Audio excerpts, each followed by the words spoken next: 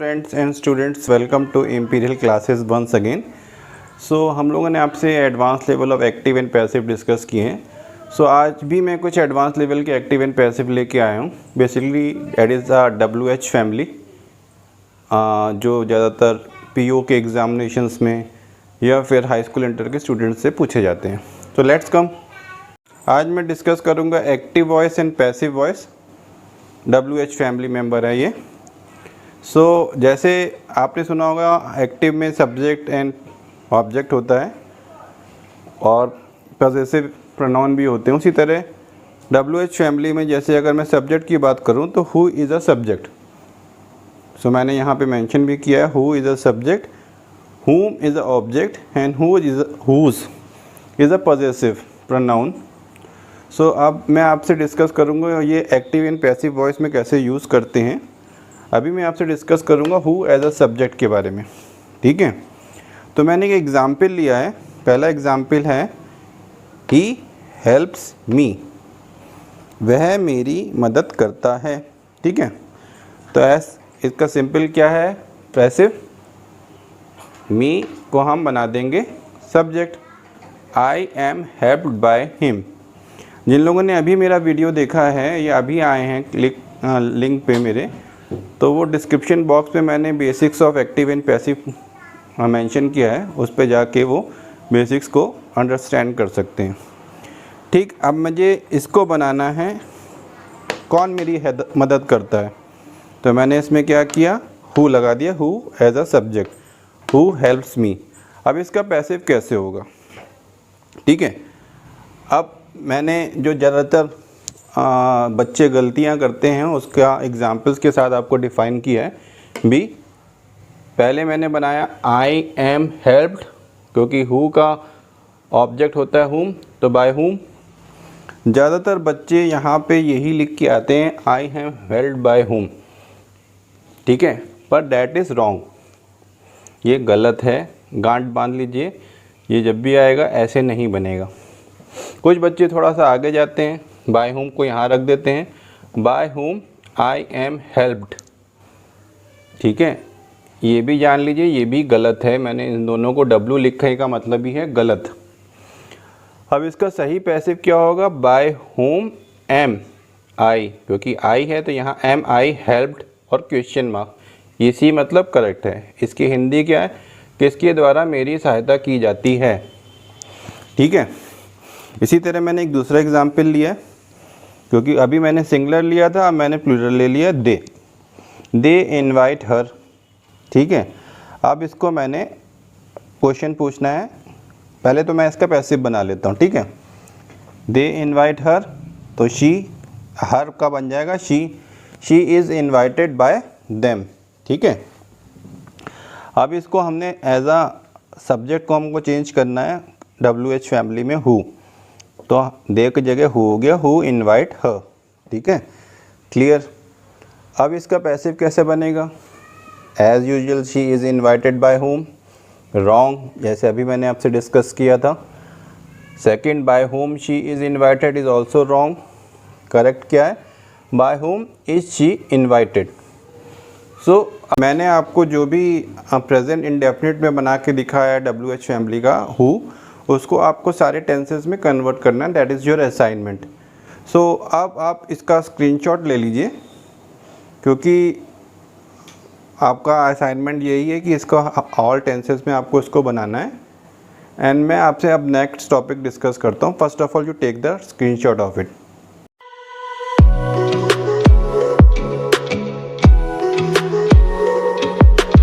अभी हमने आपसे डिस्कस किया हु एज अ सब्जेक्ट। अब मैं आपके साथ जो डिस्कशन करने जा रहा हूँ वह that is whom as a object. इसके बारे में ये बता दूँ, that is singular as well as plural. जैसे मैंने अभी आपको बताना भूल गया था, who is singular as well as plural दोनों में मेंशन कर सकते हैं। तो अब मैं हुम को डिस्कशन करूँगा एक्टिव एंड पैसिव वॉइस में। अब पहला एग्जाम्पल है दे टीच हर, ठीक है। इसमें ऑब्जेक्ट क्या है, हर। अब मुझे इसका हुम बनाना है, ठीक है। तो सबसे पहले मैं इसका पैसिव भी जान लूँ, she is taught by them. She यहाँ पे जो ऑब्जेक्ट होता है वो सब्जेक्ट हो जाता है, ये आपको पहले से पता है कि मैंने पहले से डिस्कशन कर चुका हूँ। और यहाँ का जो सब्जेक्ट होगा वहाँ पे जाके वो ऑब्जेक्ट हो जाएगा, ठीक है। अब इसका मैंने एग्जाम्पल डिस्कस किया, अब मुझे बनाना है जैसे दे टीच हर, वे उसे पढ़ाते हैं, ठीक है। अब क्या होगा इसका क्वेश्चन मार्क में आकर WH फैमिली में डिस्कस करूँगा, वे किसे पढ़ाते हैं, ठीक है। तो मैंने पहले इसको बनाया दे टीच होम, क्योंकि होम लगाना है तो होम तो एज अ ऑब्जेक्ट है वो सही है, दे एज अ सब्जेक्ट ये भी सही है, लेकिन दिस इज़ नॉट राइट। तो मैंने इसमें पहले ही मेंशन कर देता हूँ दैट इज़ रॉन्ग, ठीक है। अब ये गलत है, क्यों गलत है, क्योंकि होम आया है WH फैमिली का तो ये आगे आएगा। अब मैंने इसको यहाँ रखा होम दे टीच। अब क्या है, ऑब्जेक्ट भी साथ में है और सब्जेक्ट भी साथ में है, तो ये भी कुछ अटपटा सा लग रहा है और एग्जामिनेशंस में ये भी गलत होगा, तो मैंने इसको भी गलत कर दिया, ठीक है। अब फिर मैंने ये क्या होम तो सही रखा होम, अब मैंने यहाँ दे रखा था तो दे से पहले क्या आएगा, क्योंकि दे इज़ अ प्लूरल तो डू आ जाएगा, home do they teach, that is correct, ठीक है। अब मैंने आपसे पहले ही कहा था यहाँ पे जो आपका ऑब्जेक्ट होगा वो सब्जेक्ट हो जाएगा, तो she is taught by them, तो मुझे बस इसमें शी को जगह पे हु लगाना है, who is taught by them, ठीक है। बाकी सब्जेक्ट में कोई चेंजेस नहीं होना, बाकी सब, क्योंकि यहाँ पे जो ऑब्जेक्ट होता है वो सब्जेक्ट हो जाएगा, तो होम का सब्जेक्ट क्या होगा, हु, ठीक है। इसी तरह मैं आपसे दूसरा एग्जांपल डिस्कस कर लेता हूँ, वी एडवाइस हिम, हम उसे सलाह देते हैं, तो इसमें हिम इज़ अ ऑब्जेक्ट, हमें यहाँ पे क्वेश्चन मार्क और क्वेश्चन वर्ड्स लगाने, होम लगाना है, तो इसका मैंने पैसिव भी बना दूँ, he is advise by us, क्योंकि ही हिम का बन जाएगा ही, इंडेफिनिट टेंस से इज़ एडवाइज बाय, वी का बन जाएगा अस। तो मैंने वैसे ही एग्जाम्पल डिस्कस किया है, we advise whom, but obvious it is wrong, मैंने इसको रॉन्ग कर दिया। उसी तरह दूसरा होम वी एडवाइस, ये ज़्यादातर PO के एग्जामिनेशंस में पूछा जाता है होम वी एडवाइस, और आप लोग में से कई लोग इसे सही करके आ जाते हैं, पर डैट इज़ रॉन्ग। अब वी ऑब्जेक्ट और सब्जेक्ट साथ में नहीं हो सकते, तो होम डू, क्योंकि वी के साथ पहले आएगा डू, अगर ये सिंगुलर होता तो डस आता, whom do we advise, that is correct. Meaning क्या निकल रहा है, हम किसे सलाह देते हैं। इसमें सिंपल क्या है, जो ऑब्जेक्ट था हमारा यहाँ सब्जेक्ट बन गया, तो हमने who is advise by us, हमारे द्वारा किसे सलाह दी जाती है। तो आप लोग सबसे पहले आप लोग को समझ में आ गया होगा हु और हुम। अब आपका यही टास्क है जो मैंने पहले टास्क दिया था, ये सारे जितने भी इंडेफिनिट टेंस मैंने बनाए ये आपको सभी टेंसेस में बनाना है हुम को, ताकि आपकी प्रैक्टिस हो सके, और यही आपका असाइनमेंट है। आप you can take the screenshot ताकि मैं आगे का टॉपिक आपसे डिस्कस कर सकूं। Thank you.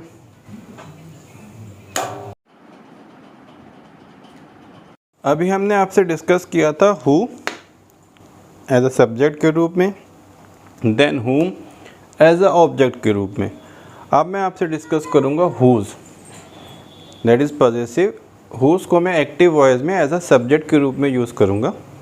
हुज का मतलब होता है किसका, ठीक है। तो मैंने एक एग्जाम्पल लिया है, let's see one example, our son helps them. तो इसमें मैंने आवर बोला हमारा लड़का, तो इसमें क्या मैं आपको बोल रहा हूँ, हुज का संबंध सब्जेक्ट से है, तो हमारा लड़के नहीं है, लड़का है, तो ये सिंगुलर है, तो हमने यहाँ पे हेल्प्स रखा है। अगर हु सन्स होते तो हेल्प होता। ये हमेशा एग्ज़ाम्स में आते हैं क्वेश्चन, इसमें गलतियाँ करके आते हैं स्टूडेंट्स, इस पर हमेशा ध्यान रखिएगा। आवर सन हेल्प्स देम, ठीक है, हमारा लड़का उसकी सहायता करता है। अब इसका पैसिव क्या होगा, दे बन जाएगा, देम बन जाएगा they are helped by our son, that is possessive, क्योंकि who whom whose as a subject भी रहेगा, हुज एज अ ऑब्जेक्ट भी रहेगा, तो they are helped by our son, तो possessive our and son is object.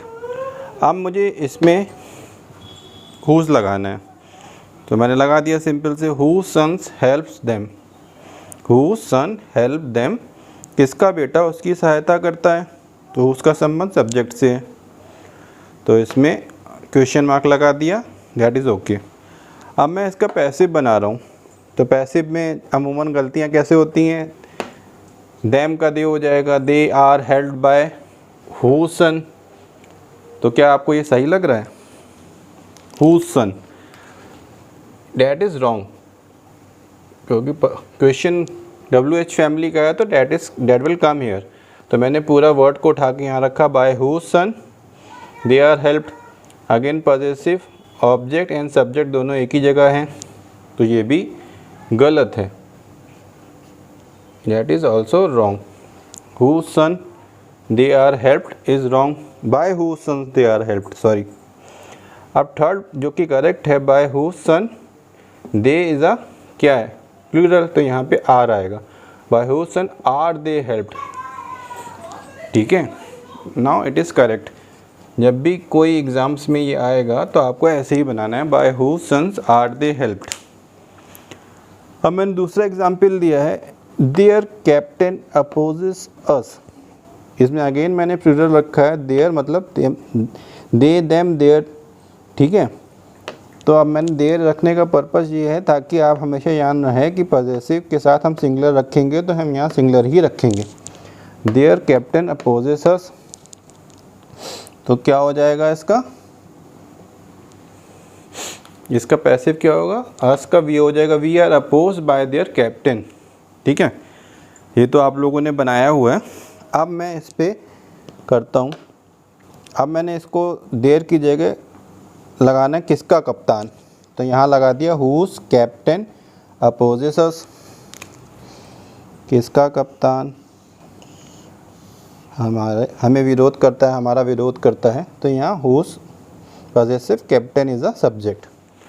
अब मैंने इसी तरह यहाँ पे एग्जाम्पल को मैंने इसको एक्टिव को पैसिव में बनाएंगे तो अस उठाएंगे, we are oppose by whose captain, अभी आपसे डिस्कस कर चुके हैं, डैट इज़ रॉन्ग, यहाँ पे भी लिख देता हूँ रॉन्ग, ठीक है। फिर हमने यहाँ क्या किया, बाय हुज कैप्टन यहाँ रखा, by whose captain we are oppose, that is also wrong, क्योंकि whose captain is a possessive and subject plus what, sorry object plus subject both are मिल रहे हैं साथ में, तो यहाँ हम क्या करेंगे, आर को यहाँ रख देंगे, by whose captain are we opposed, तो हमने यहाँ रख दिया by whose captain are we opposed, that is correct, ठीक है।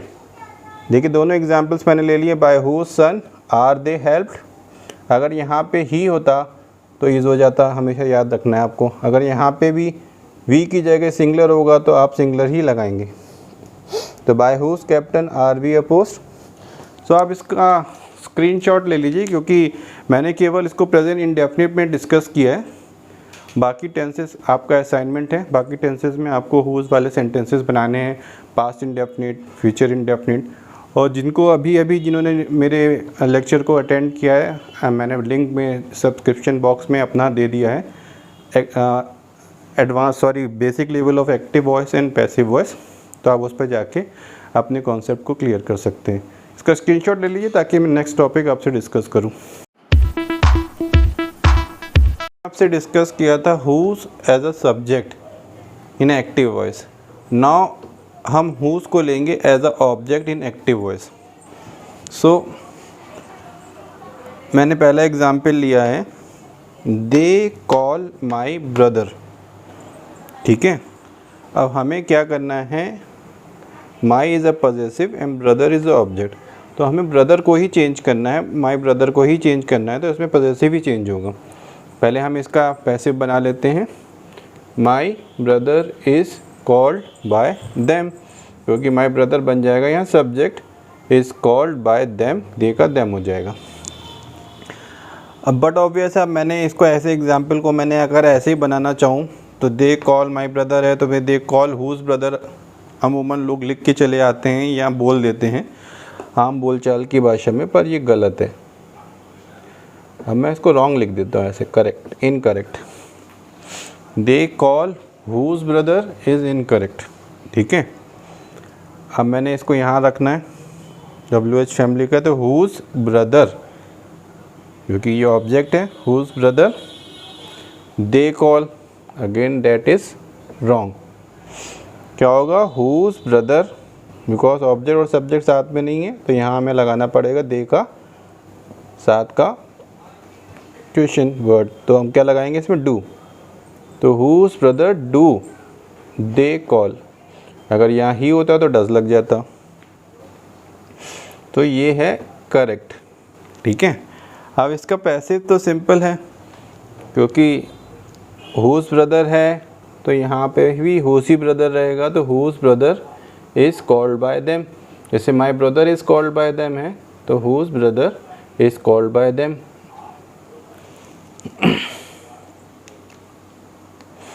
उसके द्वारा किसके भाई को बुलाया जाता है, इसका मीनिंग ये।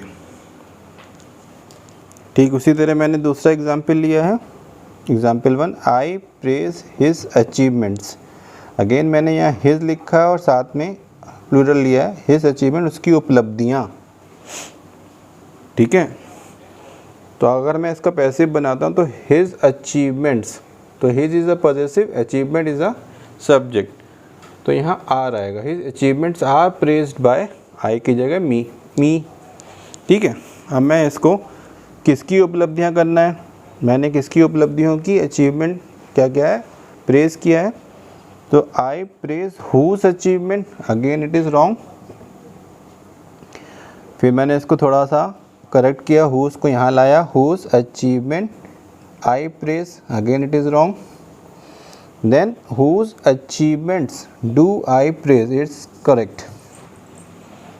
अब मैंने इसको लिया, his achievements are praised by me था, बस मुझे यहाँ से हटाना है, whose achievements are praised by me, किसकी उपलब्धियों की प्रशंसा मेरे द्वारा की जाती है। So again you have assignment कि आप सभी को इसको पास्ट इंडेफिनिट, फ्यूचर इंडेफिनिट और अलग टेंसेस में बनाना है और अपना अपने फाउंडेशन को और मजबूत करना है। आप इसका स्क्रीनशॉट ले लीजिए। Thank you. को WH फैमिली के हुम, हुज़ और हुज़ के कॉन्सेप्ट समझ में आए होंगे और मैं आशा करता हूँ कि आप इसी तरह मुझे लाइक एंड सब्सक्राइब करिए और आपकी कोई भी क्वेरी हो you can write on a comment box. Thank you.